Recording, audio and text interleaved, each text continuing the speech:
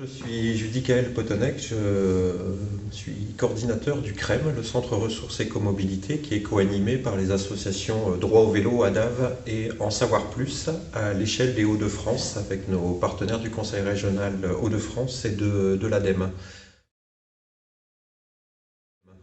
Donc depuis 6 ans maintenant, parmi nos activités, nous animons un challenge de l'écomobilité scolaire qui s'adresse à l'ensemble des classes du niveau maternel au CM2 de la région Hauts-de-France.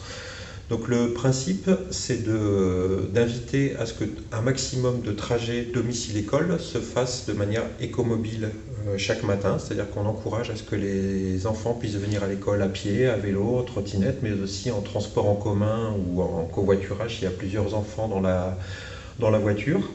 Donc l'idée, c'est que chaque matin, un référent désigné dans l'école fasse un comptage à main levée auprès des élèves de chaque classe pour savoir comment ils sont venus.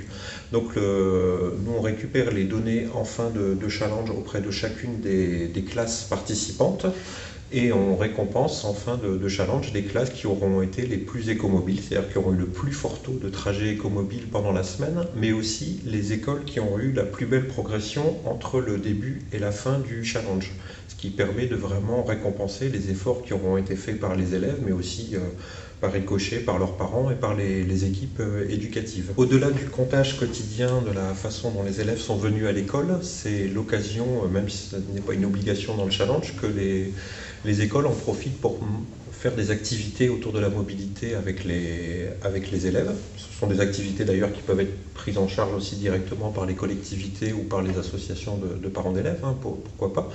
Et nous, on propose un livret d'activités à l'ensemble des classes participantes que vous pouvez retrouver hein, sur notre site internet challengeécomobilitéscolaire.fr. Ce sont des activités qui se veulent courtes et simples à mettre en place pour les enseignants sous forme de quiz. On va apprendre les bons et mauvais comportements des cyclistes sur la route, les différents panneaux du code de la route par exemple. Mais il y a tout un tas d'autres activités qui peuvent être proposées pendant cette semaine-là et notre site internet propose des ensembles de parcours à vélo par exemple qui peuvent être proposés pendant le challenge. Et au-delà des activités, nous proposons aussi aux écoles participantes des outils de communication pour promouvoir le challenge sur leur territoire et auprès des parents d'élèves. Ce qui est intéressant de constater, c'est qu'on a quand même beaucoup d'écoles qui reviennent d'une année sur l'autre. Donc il y a une fidélisation qui se fait chez les écoles participantes.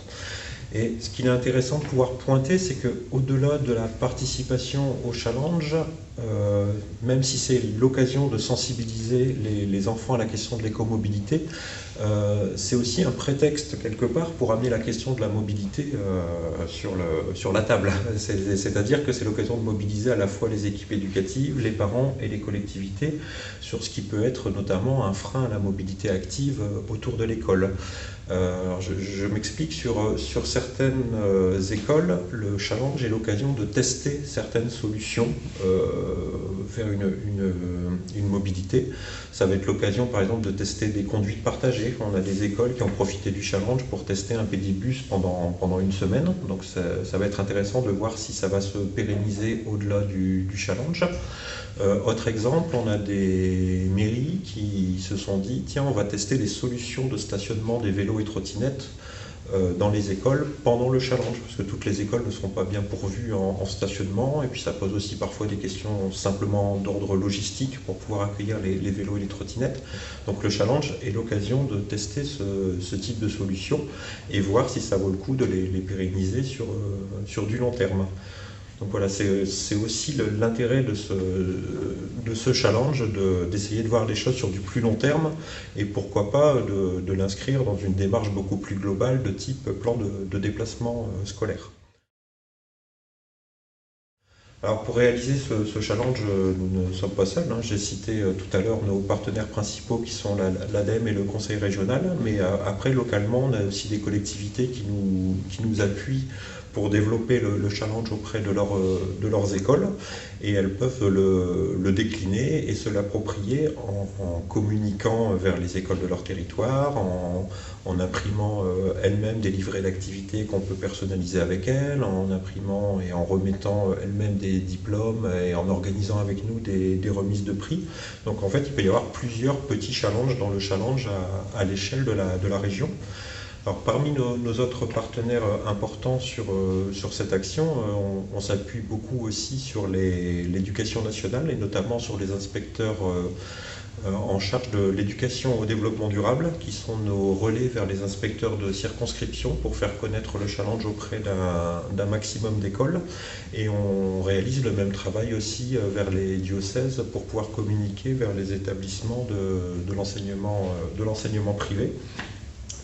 En partenariat, nous travaillons aussi avec une agence de communication qui s'appelle les Enchanteurs, qui réalise toute la partie graphique des livrets d'activité, la gestion du site internet notamment. Donc grosso modo, la date part vers les écoles quasiment un an avant la réalisation du challenge, et on prévoit un rappel avant l'été pour indiquer que cette fois les inscriptions sont ouvertes et que les outils de communication sont à leur disposition.